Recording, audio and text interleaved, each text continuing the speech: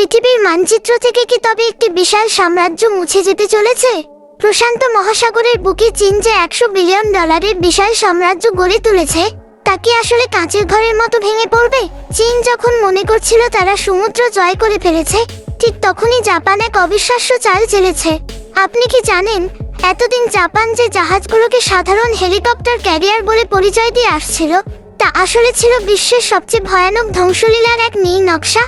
কেন জাপান পুরো বিশ্বকে অন্ধকারে রেখে এই গোপন অস্ত্র তৈরি করলো? আর কেনই বা বলা হচ্ছে চীনের $5 বিলিয়ন এক একটি দ্বীপ এখন স্রেফ বসা হাঁস ছাড়া আর কিছুই নয়? ভিডিও শেষ পর্যন্ত না দেখে আপনি বিশ্বাসই করতে পারবেন না যে যুদ্ধের ময়দানে কিভাবে হাজার হাজার কোটি ডলার এক নিমেষেই ছাই হয়ে যেতে পারে। চীনের এই তথাকথিত অজেয় দ্বীপগুলো আসলে এক একটি বিশাল ফাঁদ।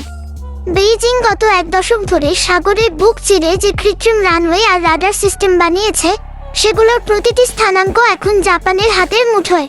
কিন্তু জাপানের এই নতুন স্লেজ হ্যামার কি সত্যিই চীনের তৈরি বিশাল প্রাচীর গুড়িয়ে দিতে পারবে, নাকি এটি ছিল কেবলই একটি চাল? চীনের গ্রেট ওয়াল অফ স্যান্ড বা বালুর প্রাচীর আজ এক চরম অস্তিত্ব সংকটের মুখে। আশ্চর্যের বিষয় হলো, যেখানে চীন একটি দ্বীপ বানাতে $11 বিলিয়ন ঢালছে, সেখানে জাপান মাত্র কয়েক মিলিয়ন ডলারে তাদের জাহাজগুলোকে রূপান্তর করে ফেলেছে মরণঘাতী এক সাইলেন্ট কিলারে। জাপানের জেএস ইজুমো এবং জেএস কাগা নামের এই 2 জাহাজকে এতদিন সাধারণ মনে করা হলেও এখন এগুলোর আসল ক্ষমতা দেখে সামরিক বিশেষজ্ঞরা কপালে হাত তুলেছেন।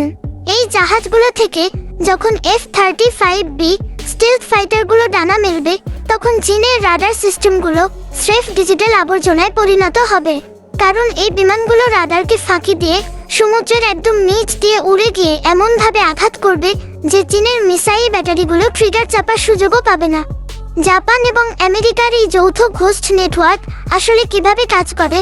এটি এমন এক প্রযুক্তি যা চীনের রাডারকে শুধু বিভ্রান্তই করে না, বরং পুরো সিস্টেমকে অন্ধ করে দেয়। আপনি জানলে অবাক হবেন, চীনের এক একটি দ্বীপের সুরক্ষায় যে HQ-9B মিসাইল ব্যবহার করা হয়, তার এক একটির দাম কয়েক মিলিয়ন ডলার। অথচ জাপান একটি সাধারণ ড্রোন বা মিসাইল দিয়ে সেই দামি প্রযুক্তি ধ্বংস করে দেওয়ার ক্ষমতা রাখে। অর্থাৎ চীন যেখানে টাকা দিয়ে দেওয়াল তুলেছে, জাপান সেখানে মেধা আর প্রযুক্তি দিয়ে সেই দেওয়ালে ফাটল ধরিয়েছে। 2026 সালের এই প্যাসিফিক রিয়ালিটি আমাদের কি সংকেত দিচ্ছে? চীন কি পারবে তাদের এই $100 কোটি বালুর দেওয়াল রক্ষা করতে, নাকি জাপানের এই বুদ্ধির লড়াই বদলে দেবে সমুদ্রের ইতিহাস?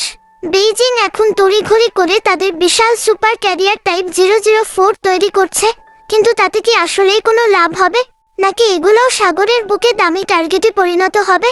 আজকের এই রোমাঞ্চকর পর্বে আমরা উন্মোচন করব সমুদ্রের নিচে সেই ভয়ঙ্কর যুদ্ধের সমীকরণ, যা হয়তো পুরো বিশ্বকে বদলে দিতে চলেছে। যুদ্ধের নিয়ম বদলে গেছে বন্ধু। এখন বিজয় তার নয় যার কাছে অনেক সম্পদ আছে, বরং বিজয় তার যার কাছে আছে সঠিক কৌশল আর আধুনিক প্রযুক্তি। চলুন তবে ভিডিওর গভীরে যাওয়া যাক এবং দেখা যাক কিভাবে জাপান বিশ্বকে নতুন এক সামরিক চমক দেখায়।